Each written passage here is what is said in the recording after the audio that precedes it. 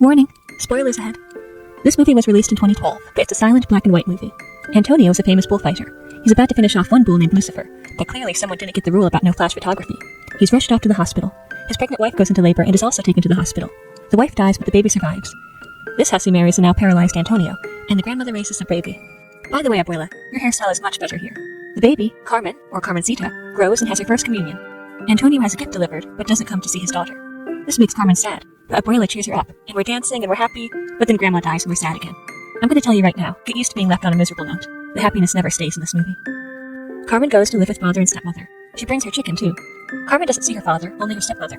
She's not allowed on the second floor, has to live in the cellar, has her hair chopped off, which I think looks better because it looked like she was wearing a wig before. She has to do difficult chores, but she gets to see her best friend, the chicken. Oh, poor chicken. Poor chicken. What do you think will happen to it? You just know by watching. Oh my goodness, I didn't think it would happen so soon. Oh, it was a fake out. Chicken gets loose in the house and goes upstairs. Carmen follows the chicken and finds her father. From that day on, Carmen continues to sneak upstairs to spend time with her father. She also sees her stepmother and the chauffeur. Ooh, how can I say this nicely? The stepmom enjoys dominating adult play activities. How's that? Antonio teaches his daughter how to bullfight as well. One day, when evil stepmom is away, Carmen plays her mother's record and dances with her father. But evil stepmom comes back and is suspicious. Oh, poor chicken. The stepmother warns Carmen not to disobey her again, and we're back to sadness. Dad is locked away in a room. Years go by, and Dad takes a suspicious tumble down the stairs. Now everyone can pose with a dead body for pictures. Carmen is sent to pick flowers, but the chauffeur tries to strangle her. She escapes when he kisses her, but he catches up to her and tries to drown her. Someone finds her and performs CPR, saving her. When she wakes up, she can't remember who she is. Her new traveling companions are 6 bullfighting dwarves.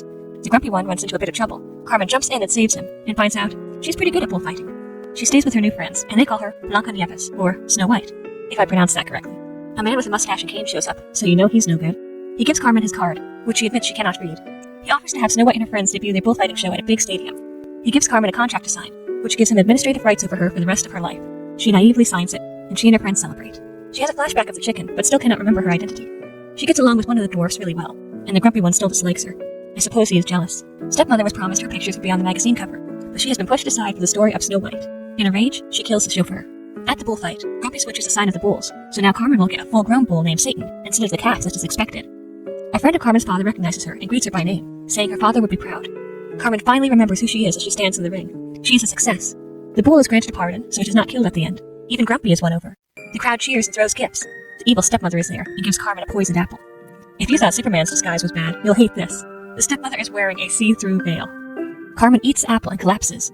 The dwarves chase the stepmother and then set Bull loose to attack her. Carmen's body is carried out of the stadium, but becomes part of a traveling freak show. I'm guessing this has to do with the contract she signed. People pay money to kiss the Snow White to see if she awakens. After one man kisses her, she sits up, but it's only a mechanical trick.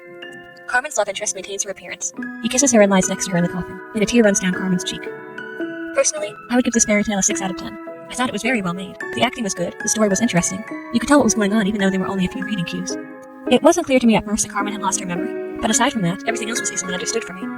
It was enjoyable to watch. Once, but I'm not sure I would watch it again because it was so sad. If you enjoy sad films, or at least films that don't have a happy ending, you would rate this movie higher. I have a friend who refuses to watch black and white movies because he says they're boring. I'm sure he wouldn't like silent movies either. So if you're like my friend, then you wouldn't enjoy this one at all. Anyway, thanks for watching.